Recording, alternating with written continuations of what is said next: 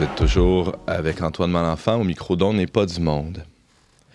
Lors de la proclamation de la première lecture à la basilique Sainte-Anne, jeudi matin, une femme s'est avancée à Lambon et a prononcé quelques mots en Innu.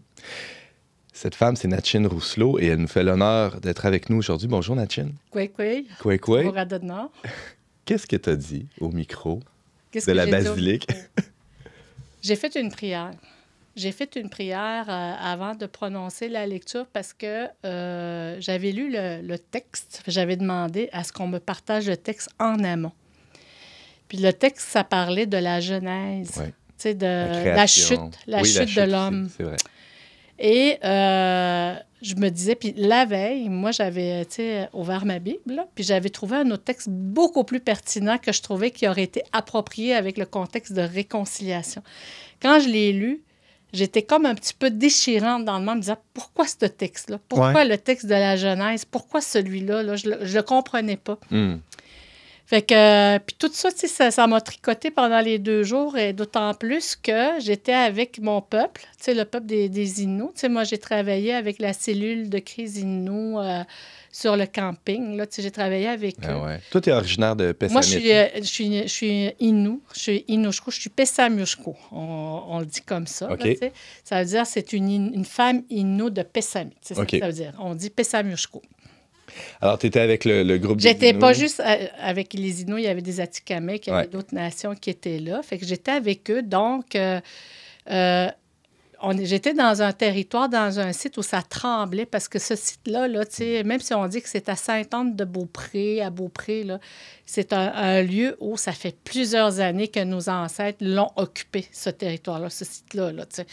Donc, on sentait tout le tremblement de terre d'émotion des gens qui allaient vivre, à venir entendre la messe avec le pape et peut-être vivre des guérisons ou non, Ouais. accepter ou non toute la démarche de pardon que le pape était en train de venir faire au Canada via son pèlerinage. C'est intéressant ce que tu dis parce que ça peut à la fois ramollir le cœur, mais ça peut aussi l'endurcir un peu plus. Exactement. Eh oui. Soit tu remets des protections autour de toi ou tu les laisses tomber, tu les laisses fondre. Tu sais, c'est toujours l'option. L'être humain a toujours le libre arbitre de décider. Bien sûr. J'accepte ou non les excuses. On a toujours le choix, tout le temps, tout le temps.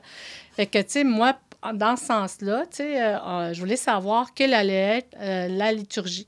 Parce qu'à chaque fois qu'il y a une messe, hein, tu sais, il y a toujours, selon les fêtes, selon l'événement, selon le thème là, tu sais, qu'on aborde, il y a toujours une raison du choix liturgique qu'on fait pour accompagner la démarche. Fait que moi, j'ai dit au père Labéno, je lui disais, j'aimerais ça recevoir le texte. Il dit, tu vas l'avoir la veille. Non, j'aimerais ça l'avoir avant. C'est parce que j'ai besoin de connaître c'est quoi. Parce que, tu sais, moi, j'en sais beaucoup plus. Beaucoup plus. Moi, je m'informe beaucoup plus, je pense, que beaucoup de mes concitoyennes Premières Nations en lien avec le Vatican, la gouvernance du Vatican, toute la démarche liturgique. J'ai beaucoup étudié là-dedans, puis j'ai lu beaucoup de choses là-dessus. Puis je m'informe, puis je rencontre des gens pour savoir c'est quoi ça, cette institution-là, qu'est l'Église humaine, pas l'Église de Jésus, là, tu sais, comment qu'il le voyait, mais comment on l'a bâti sur la terre. Je voulais savoir c'était quoi. Fait que je voulais savoir le texte servait à quoi dans tout ce contexte-là. Quand je l'ai lu, bien, ça m'a bousculé. Je me disais, pourquoi la Genèse avait... C'est ça. Puis finalement, est-ce que tu as un peu mieux compris ou... La Genèse, je pense, c'est vraiment de dire que, tu sais, sur la Terre, là, on a toujours le libre arbitre, comme j'expliquais. Moi, je l'ai compris comme ça. C'est que, on a toujours une dualité homme et femme, noir et blanc, chaud et froid. Bien mal. Le nord, le sort, le mal et le bien, tout. Il y a beaucoup de dualité. Puis dans le texte, c'est toujours un symbole. Hein. Il ne faut pas prendre la Bible tout le temps au pied de la lettre. Dans certaines étapes, oui, mais il y en a d'autres que c'est comme ça parce que la création du monde, c'est très symbolique. Puis la création de l'homme et de la femme, donc la dualité entre homme et femme et l'équité là-dedans, fait en sorte que, on a toujours eu le libre arbitre de décider qu'est-ce qu'on fait, oui ou non. C'est pas de dire que c'est la faute de la femme si ça va mal sur la terre, c'est pas ça, là. Mais c'est de dire que, on a toujours le libre arbitre. La femme, elle a accepté. L'homme, il dit, c'est elle qui m'en a fait manger, mais il a quand même dit oui. Il avait le choix de dire non. Hein, tu sais, à quelque part. Là, il a commis une autre faute aussi, qui est celle d'accuser l'autre pour ce qui lui arrive. Et quand on parle au commencement, c'est au début, puis tu sais, quand on parle des peuples, si on le transpose, ce texte-là, aux peuples autochtones, quand ils sont venus là, les premiers missionnaires qui sont venus, tu sais, avec l'aide du gouvernement fédéral, il ne faut pas les mettre de côté, là, tu sais, parce qu'ils ont contribué eux aussi à l'époque McDonald. Là. Fait que, tu sais, quand ils ont dit... Ils ont proposé à l'Église, regardez, là, nous, on va payer, aidez-nous à assimiler les Indiens, on va tuer les jeunes, convertissez-les, sortez-les de nos territoires, on vous donne de l'argent pour les gérer. Il y a toujours eu des choix. Il y a des choix qui ont été faits à ce moment-là. Oui, puis ils ont dit oui à ce moment-là aussi. C'est intéressant. Fait que c'est comme ça que je l'ai vu, mais je ne l'avais pas compris comme ça parce que, tu sais, je me disais, comment je vais faire pour comprendre ça? Moi, j'étais comme déchirée. Fait finalement, c'est là que j'ai demandé d'avoir l'aide de l'Esprit Saint, parce que je chemine beaucoup avec l'Esprit Saint aussi, avec saint Thomas d'Aquin et la communauté de l'Emmanuel, qui m'accompagne beaucoup dans mon cheminement de guérison. Fait que c'est là, en Innu, j'ai demandé à Tchemdo, Dieu, et à Melomondo, à l'Esprit Saint, de venir m'envahir de leur amour pour que je puisse bien prononcer les paroles de la Bible, du texte qui a été choisi par Rome, apparemment, là, ceux qui s'organisent de ça, pour que je puisse bien la transposer et que moi-même, mon cœur soit ouvert à comprendre comment on peut l'interposer dans le contexte de la réconciliation des premiers peuples. Tu as utilisé le mot Achendo pour parler de Dieu. Chemdo. Mais quand on a publié aussi une entrevue, un portrait de toi, papier, là, qui est disponible sur notre site, ça s'appelle La guérison de Natchez Rousselot. Puis tu utilisais le mot Tishmanitu. Melomondo. Tishmanitu, non? Chemdo puis Melomondo. Ah oui. C'est deux choses différentes. Chemdo, c'est Dieu, le Créateur, le souffle de vie. Puis Melomondo, c'est l'Esprit Saint. C'est l'Esprit qui donne la vie, c'est lui qui donne vie à toute chose, finalement. Parce que dans notre langue, on dit Melomondo, puis on dit Mezzamendo aussi. Mezzamendo, c'est le mauvais esprit, c'est le diable, c'est celui qui n'est pas bien. Là, c'est ce qui fait... Je dis le diable parce que je le réfère aux nominations de la Bible. On parle du menteur, le manipulateur, puis tout ça. Là, fait que dans nos langues, souvent, on dit ça des gens. L'exemple, quelqu'un qui essaye de t'influencer puis de t'amener vers le mauvais. Mezzamendo.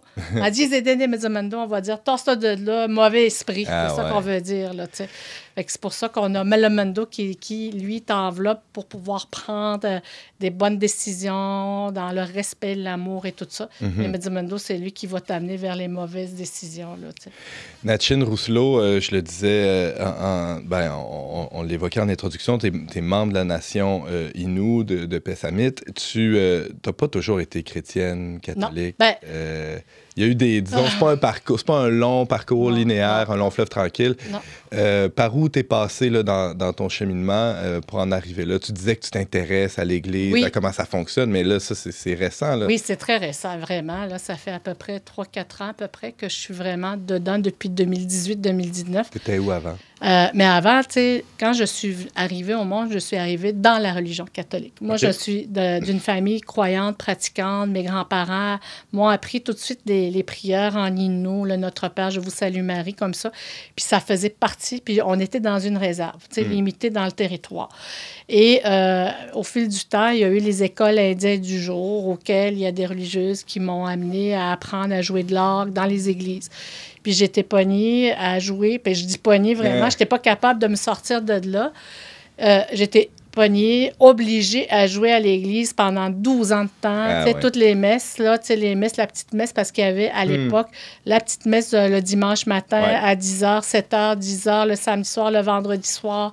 Il y avait juste toi dans la communauté qui savait. On était 4, mais vers la fin, j'étais la seule qui a resté le plus longtemps, puis les autres venaient partiellement quand même. Ils étaient ça là. reposait sur toi beaucoup. Oui, puis la religieuse m'avait comme endoctrinée en disant...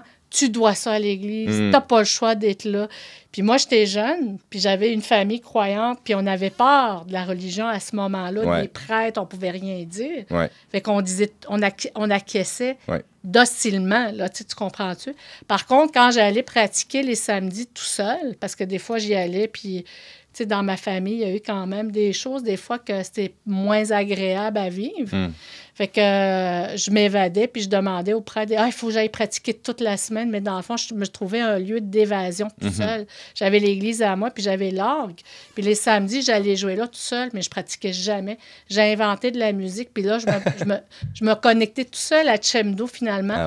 Pas avec les rituels catholiques, églises que je connaissais, mais vraiment avec moi et ma connexion avec Chemdo. C'est comme ça que je faisais les samedis, pour me reconnecter. Sinon, j'allais des fois virer folle dans certains moments de ma vie. Là, avec ça. Mais les pensionnats indiens sont arrivés à un moment donné dans l'histoire des Premières Nations. Là.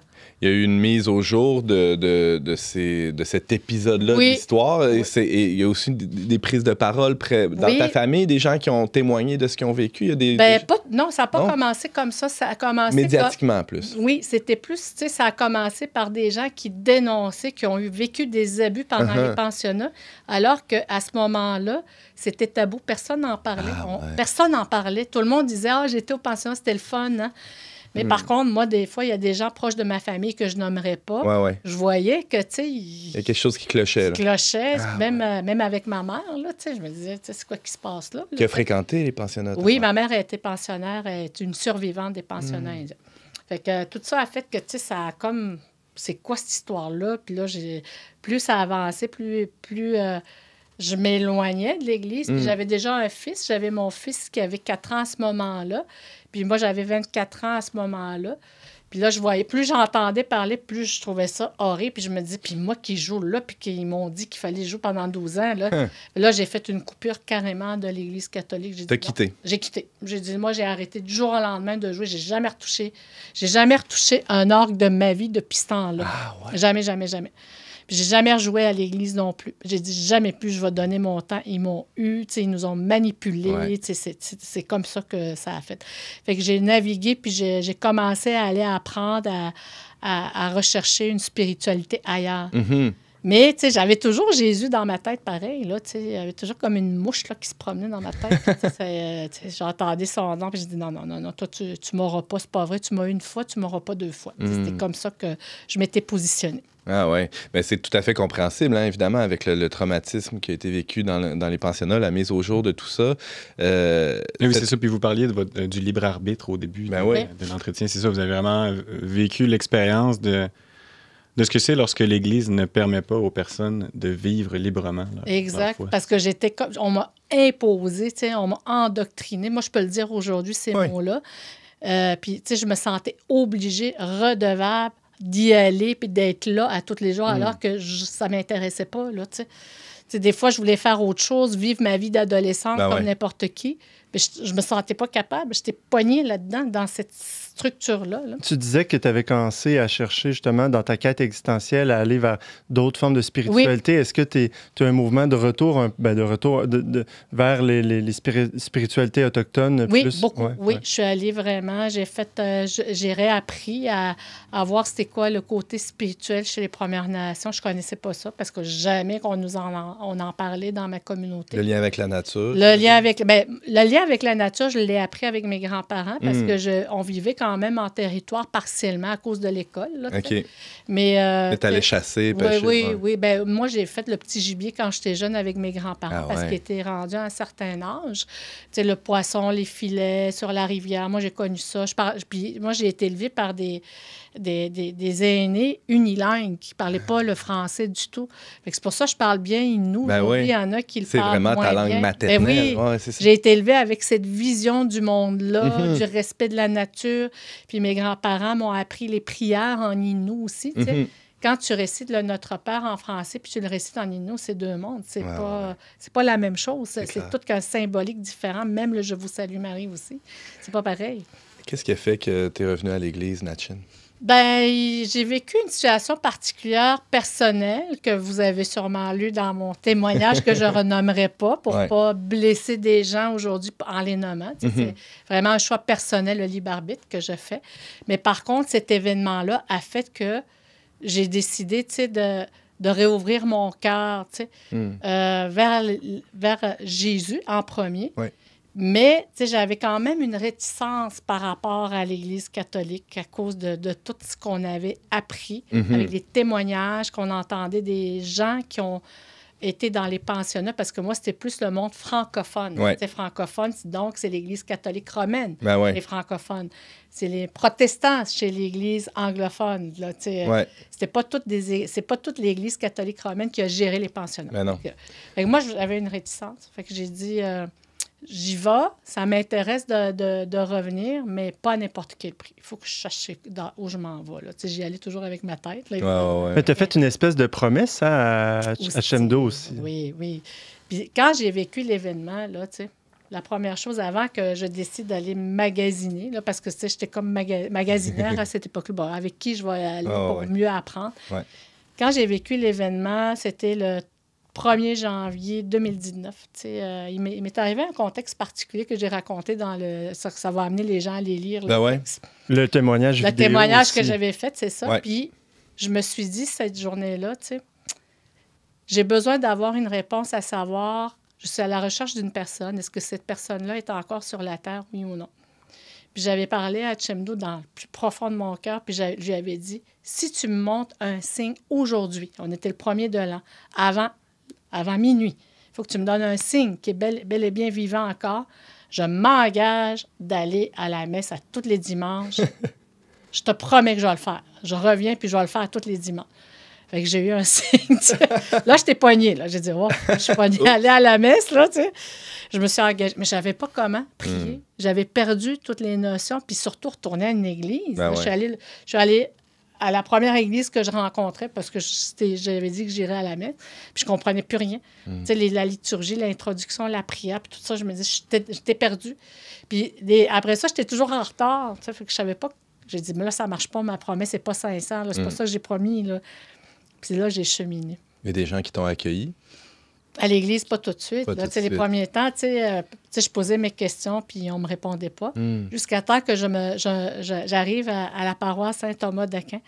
Mon amie André-Paul, qui est une femme extraordinaire, je la nomme, j'espère qu'elle ne sera pas offusquée, parce que c'est une femme au grand cœur. Ouais. C'est une infirmière qui accueille les personnes handicapées à Sainte-Anne-de-Beaupré. Le CDQ a fait une entrevue avec puis c'est une femme extraordinaire. Je vais lui témoigner tout le respect que j'ai pour elle, mais je lui dis, est-ce qu'à Québec, il y a une église qui fait une messe le soir? Parce que moi, le matin, je ne suis pas capable de me lever pour aller à la messe. Est-ce que tu peux me référer?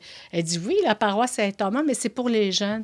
Elle dit, tu peux y aller quand même. Là, puis des fois, ils font des activités de guérison. Là. Ah oui, ben, je vais y aller. Fait que je m'en vais là à 7 h. Je dis, bon, ben, j'aurais pas besoin de me lever à 10 h ou me dépêcher. Je vais aller à la messe à Saint-Thomas à 7 h. Quand je suis allée là, c'était le soir de guérison. Puis c'est Père Brice Petitpas qui animait la messe, qui présidait la messe. Puis là, il dit, aujourd'hui, c'est une messe de guérison. Je dis, je suis bien non chanceuse. Là, je suis là, je m'assis, puis je vois que tout le monde avec leur cœur à prier. Puis je me dis, moi, j'avais rien de ça. J'étais froide. Je suis là, je suis assis, puis je regarde les gens prier, puis moi, je ressens rien. Là. Puis c'est là que j'ai demandé la guérison, puis j'ai fait le parcours alpha aussi. Puis c'est là que j'ai commencé à me dire, wow, mon cœur a commencé à être touché. Puis là, je me suis dit, je pense que j'ai été vraiment guidée par le Saint-Esprit parce que c'est là que j'ai plus compris des choses, puis j'ai cheminé à partir de là. J'aurais une dernière question, peut-être un peu difficile, là, mais en tout cas, libre à toi de répondre.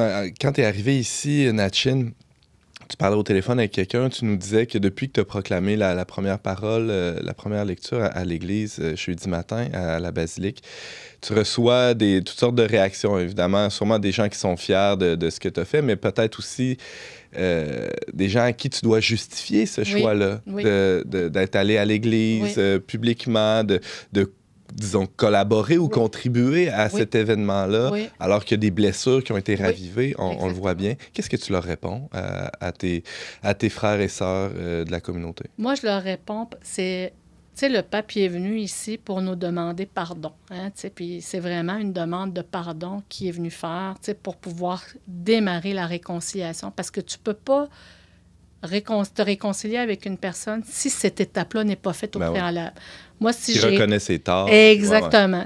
Puis il faut aussi qu'il y ait un accueil de la part de nos peuples. Hein? C'est ça, c'est deux choses. Moi, je peux demander pardon à n'importe qui. Comme à mon mari, des fois, je fais des choses qui ne sont pas correctes. Je lui demande pardon. Tant qu'il n'accueille pas mon pardon, on ne peut pas avancer puis aller en avant. On va rester jamais. Ça reste jamais là. On reste pogné là, puis il faut qu'on essaie de trouver une façon d'avancer. Mais tu ne peux pas lui imposer Non plus, ça vient de lui. Fait que, tu sais, moi, il y a des gens qui disaient, moi, j'ai de la misère avec l'Église, j'ai bien de la misère. J'ai dit, oui, tu as raison, puis je les comprends parce que j'ai passé par les mêmes étapes que, là, quelques années, de 2019 jusqu'à aujourd'hui. Ouais. Fait que moi, je leur dis tout le temps, tu sais, c'est une démarche de pardon qu'on fait. On n'est pas en réconciliation encore. On est dans la démarche de pardon pour arriver à se réconcilier. Puis tu as toujours le choix. Si tu dis oui, après ça, tu vas avoir plusieurs options. Si tu dis non, tu as une autre option aussi. Si on dit oui, on accueille le pardon puis on accepte avec sincérité la demande de pardon du pape au nom de l'Église. Oui.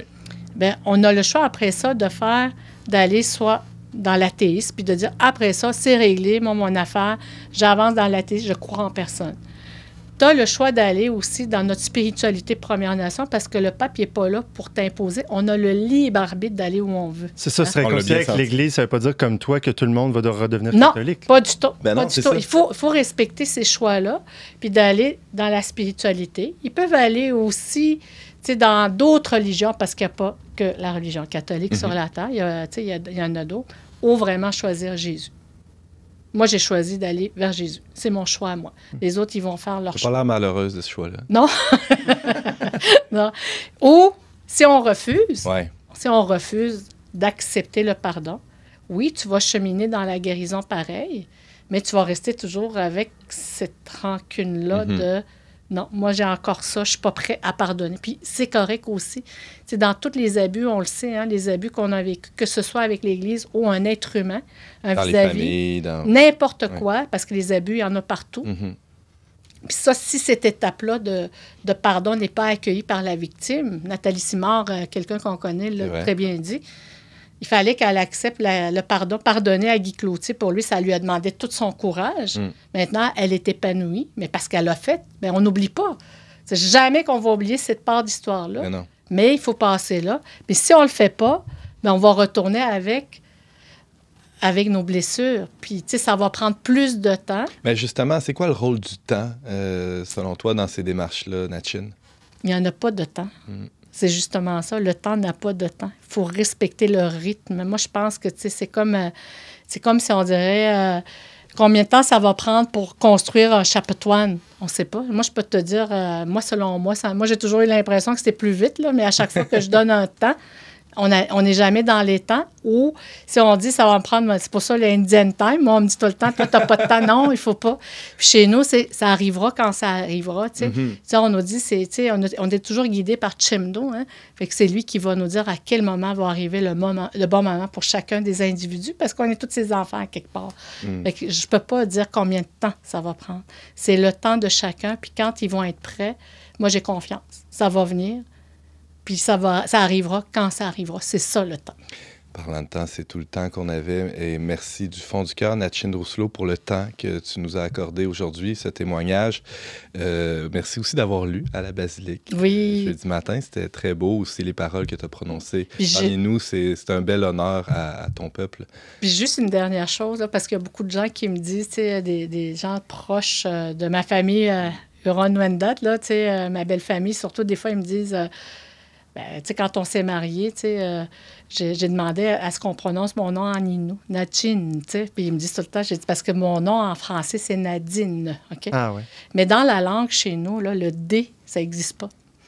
Fait que dans ma famille, tous les Inuits, ils me disent tout le temps, Nadjine, c'est comme ça. Mais toi, tu te présentes toujours sous le nom de Natchin. Ben j'aime mieux ça, parce que pour moi, je sais que c'est moi. Puis Nadine, quand on me dit Nadine, je me dis, OK, c'est moi, c'est vrai, tu sais.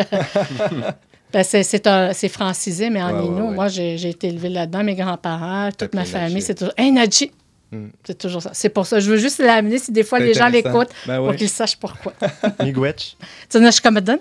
Miigwech, c'est dans d'autres langues. Algonquin, Anishinaabe, Cri, Kichi Miigwech, je pense chez Algonquin, mais chez les Inuits, là, on dit Tsanash Kamadan.